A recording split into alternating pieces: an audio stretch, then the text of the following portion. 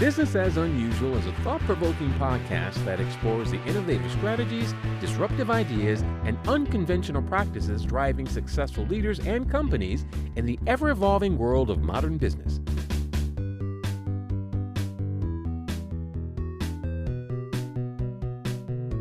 Subscribe, comment, and share for weekly inspiration with our host, Aisala.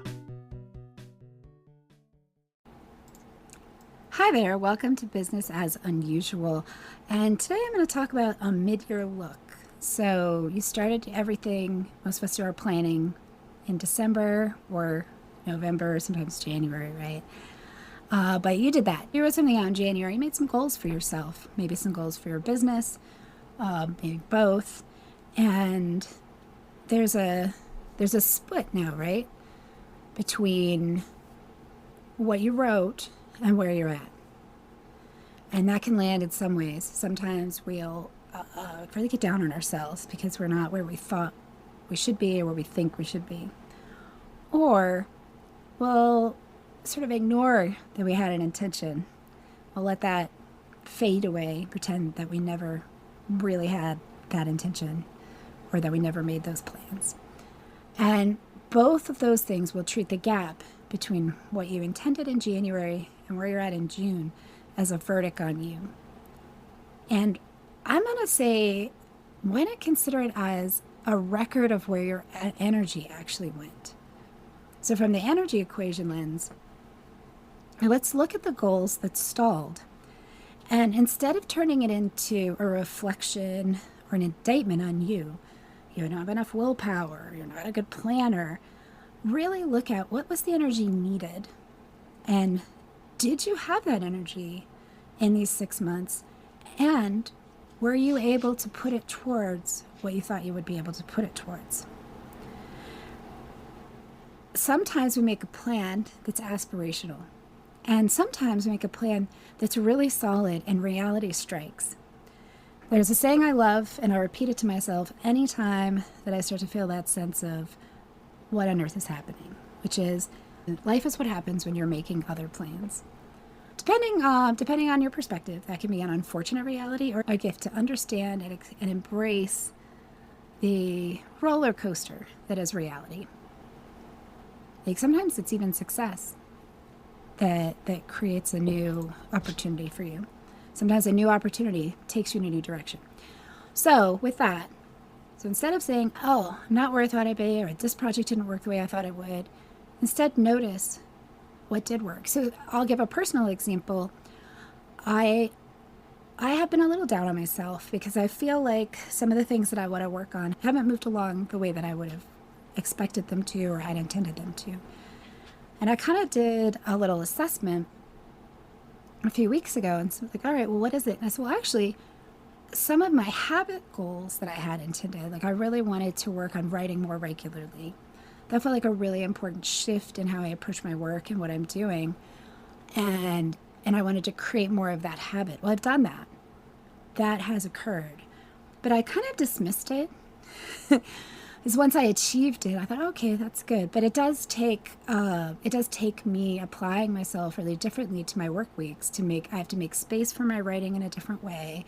And I have to consider that in a priority. And one of the reasons I often deprioritize it is because I love it so much. And I have a work-first attitude that means I will often take the thing that I really love and replace it and say, oh, that thing doesn't count as work or doesn't count as success to have added that in. So that's an attitude that I have to work on. But it was helpful for me to look at that and say, okay, I did really achieve the habit goals that I found to be very important, and I've been layering those in.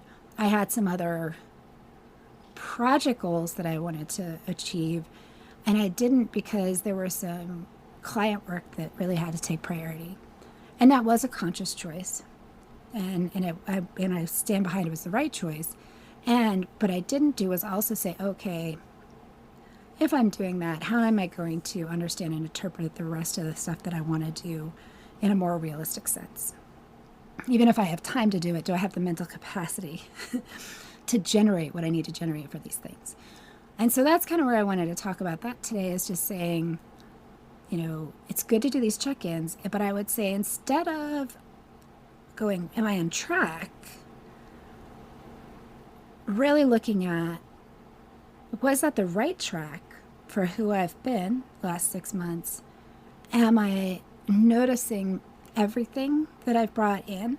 Or am I only focusing on the places where I feel some sense of deficiency? Or am I accounting for the energy balance that I need right now?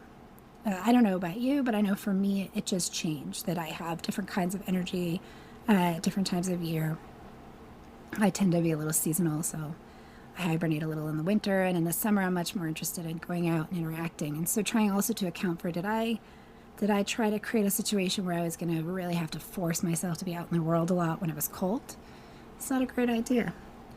And thinking about that, noticing those things too, if this is the first time that you've really consciously thought about how you manage your energy in your business, because I'm really clear that everybody is doing it in some way. I'm just giving you a different way to think about it, and an invitation to do it a little more consciously. This is a great opportunity to notice things. I feel like noticing is huge. And so really paying attention to, what did you intend that went really well? What showed up that you didn't expect? What went so smoothly you didn't even realize you accomplished it? Like for me, I really did achieve my goal of writing so much more easily than I expected to, became a habit much more quickly. I thought it would take a lot more effort for me to pull that in. And to really notice those things, celebrate them, and think about how that occurred. Notice the things that didn't, and start to get a feel for your ebb and flow, so that as you're making your new intentions, you could bring that into your consideration as well. So for the next 6 months,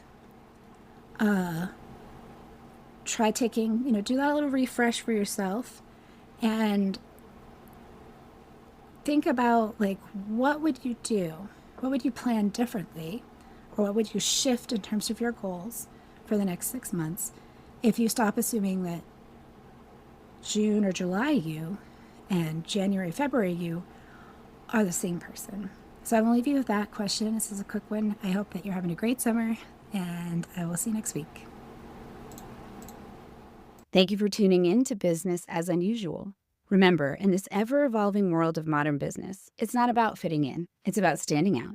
See you next time. Stay curious, stay innovative, and always keep it unusual. I hope you enjoy the show. I love making it. If you did enjoy it, consider hopping over to the review portion of the platform you listen on and letting other people know about it. Or share the episode or the entire show with a friend, or subscribe to the show. Definitely reach out, get on my newsletter, follow me on social media, and let me know what you like, what you don't like, and what you'd like to see in the future. Well, we love our guests.